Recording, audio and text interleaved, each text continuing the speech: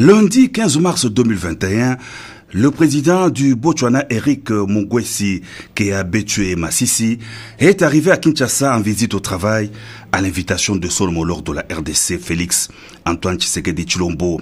Les deux chefs d'État ont eu des entretiens en toute convivialité au Palais de la Nation autour des questions relatives à la redynamisation et au renforcement de relations bilatérales d'amitié et de coopération multisectorielle stratégique entre la RDC et le Botswana. Au niveau régional et continental, les échanges ont porté notamment sur la désignation du futur secrétaire exécutif de la SADC. Le Botswana a réitéré son soutien à la mandature du président Félix Antoine Tshisekedi Tshilombo à la tête de l'Union africaine. La crise sanitaire de la COVID-19 était aussi au centre des préoccupations au cours de la rencontre de deux chefs d'État.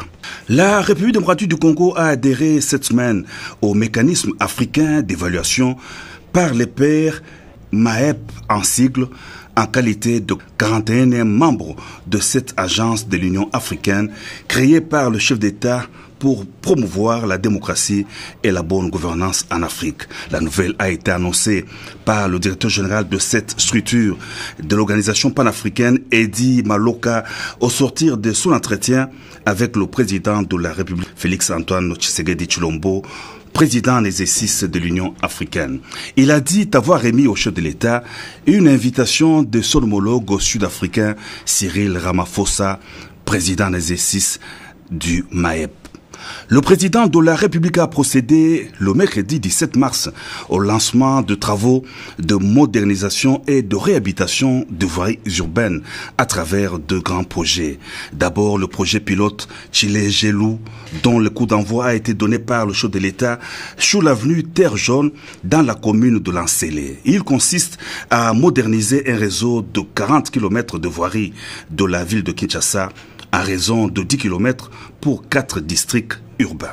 Ensuite, le projet Modern Construction, lancé à la 7e rue Lumété, qui sera exécuté comme le premier par l'Office de voirie urbaine. Grâce à ces projets, l'on obtiendra la réhabilitation d'un réseau de 13 km dans la capitale. Dans un premier temps, la 7e, 12e, 13e et 15e rues seront totalement rénovées et éclairées. Les communes d'Elemba et Ngaliema sont aussi concernées par le projet. Des retours de l'avenue Terre Jaune, le chef de l'État, Félix Antoine Tshisekedi Tshilombo, a marqué un arrêt au pont Djili, dont une partie a été emportée par les pluies diluviennes. Il a ordonné l'exécution en urgence des travaux pour rétablir la bonne circulation sur cette principale artère.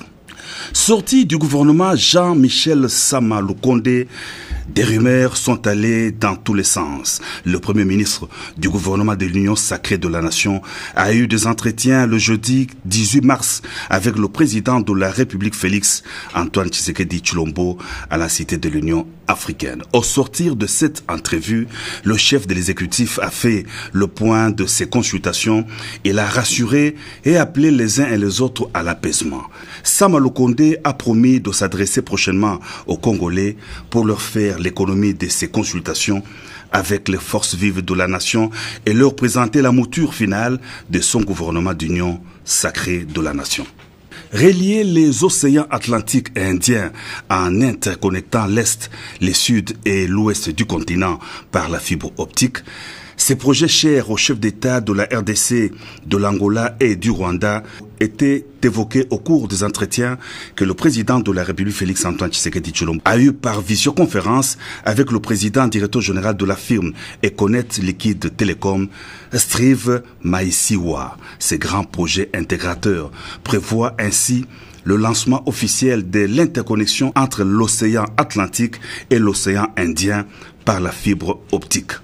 Au niveau de la RDC, il faudra obtenir le financement pour le démarrage des travaux de la fibre optique Bukavu-Lubumbashi-Mbujimayi.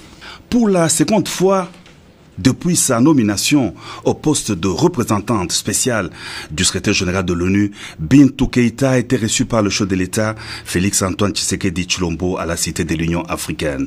La chef de la MONUSCO est allée présenter le rapport de sa tournée effectuée à Goma, Bukavu, Bunia et Beni, une visite dans l'est du pays qui lui a permis de toucher du doigt les souffrances des populations locales et de voir où la MONUSCO doit renforcer ses capacités et son action sur le terrain, a-t-elle indiqué à l'issue de son entretien avec le président de la République, dont elle a salué la détermination de déployer les efforts pour éradiquer l'insécurité dans la partie est du pays.